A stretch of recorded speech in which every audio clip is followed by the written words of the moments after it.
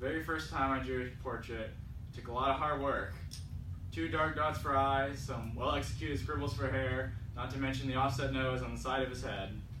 I was 4 years old. I believe it's my masterpiece.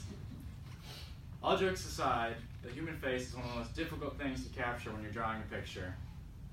I do have personal experience myself with the exasperating, frustrating difficulty of trying to accurately draw a human face, but I won't only have you take my word for it.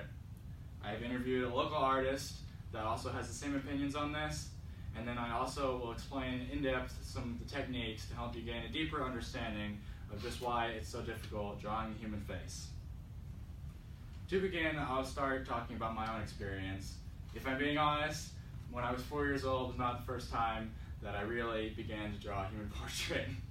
It was freshman year in high school when I took visual arts. We knew this project was different from the others because we spent weeks just doing exercises building up to it. Draw a circle, an oval that looks vaguely head-shaped, erase it, repeat the process. Half an hour later, you just have a good head shape. Trial and error is really one of the most important things when you're drawing a portrait. And that's only the beginning, because after you draw the features, even when you have the whole face done, you have to shade it and give it depth. And that's one of the hardest things, because the face is not on a flat piece of paper. Your face is curved, and so you have to convey that through the shading. As I said before, I won't only have you take my word for it, and that's why I interviewed a local artist, Shaylin DeBoard, who has experience as well with drawing these portraits. In her opinion, the most difficult thing about drawing a portrait is capturing the human features to make it look like the person you're drawing. Because really, they're not just features. When you put them together, they make a face. And when you're looking at somebody and you're drawing them, it can be extremely difficult to capture the person and not just those features. She also has experience drawing with different media. When you think of a portrait, you might think of just a painting or a pencil and paper portrait, but she has experience with drawing digitally, which has a whole new set of challenges that come with drawing a portrait. One of the challenges that she talked about with me was conveying the texture when you don't have a brush, and then also the difficulty of drawing with a mouse instead of a tablet, because you don't get those same brush strokes. You're just doing it with the mouse, so it makes it much more difficult. Knowing the portrait techniques is another thing that can help you to gain an understanding of why it makes it so difficult. From the article Proportions of the Face from the Drawing Source, it explains some of the measurements that go into making a face. One of the ones that may surprise you is the eyes that lie exactly in the middle between the top of the head and the bottom.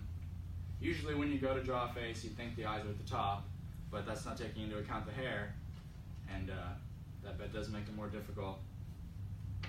And then also another one of the measurements is that the width between your eyes is the length of an eye, the head is 5 eyes wide, the corners of your nose match up with the tear ducts, and the corners of your mouth match up with the pupils.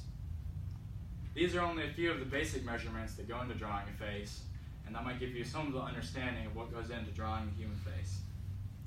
Another article, Shreds and Patches by Barry Moser, conveys one of the more difficult things than just drawing the features, which is capturing the emotion of the face. As I mentioned earlier, there is more to the face than just the features. It's capturing the person behind it.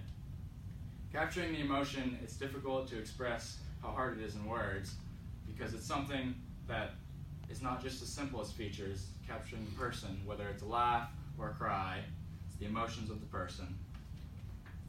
The purpose of telling you about these techniques, along with offering the experience of both myself and someone else who's worked with this, is not intended to make you think, wow, art's hard and I should avoid it at all costs.